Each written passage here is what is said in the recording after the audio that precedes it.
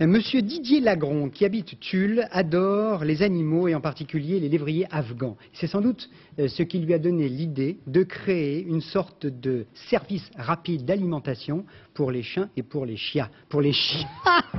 Merci Michel. C'est de mieux en mieux. Pour les chats et pour les chiens.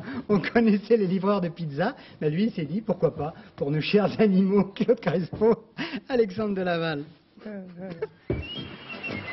Qui n'a jamais rêvé de passer une nuit dans une grande surface? Petit Loup le vit au quotidien. Son maître vend des aliments pour chiens, chats, oiseaux, environ 400 références.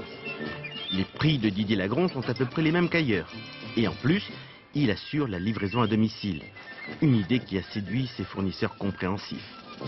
Première cible, bien sûr, les particuliers, mais aussi... J'ai des éleveurs, j'ai des pensions, des gens qui font de la pension d'animaux, et j'ai des personnes aussi qui font de la revente, de produits alimentaires.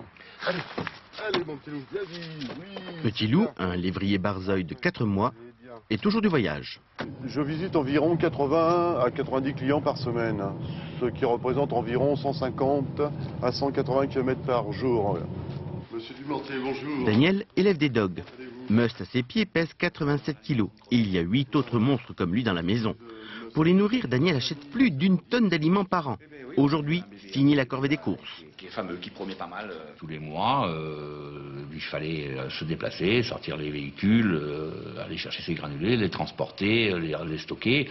Actuellement, j'ai plus ce souci. On me livre à domicile les quantités désirées et puis voilà. L'entreprise, un concept unique en France, est corésienne parce que cet ancien Varois est tombé amoureux d'une native et aussi de cette région.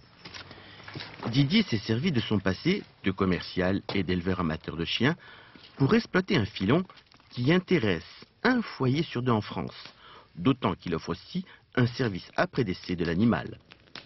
Je propose effectivement de prendre l'animal en charge et de l'emmener incinéré pour le mettre dans une urne, dans un réceptacle que l'on choisit.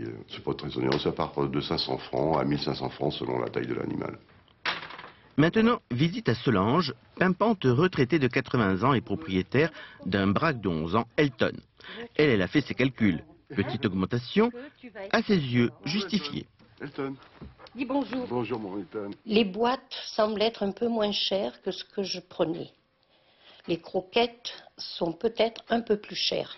Alors si on fait la balance des 2 coûts, peut-être à 20 ou 30 francs par mois. Donc c'est minime. Mais entre nous, je crois que Solange n'est pas insensible à la moustache frisante de Didier Lagron. Est-ce que c'est pas un prétexte pour faire venir un homme chez vous régulièrement? Oh, monsieur. Monsieur Lagron, ça vous fait rire également.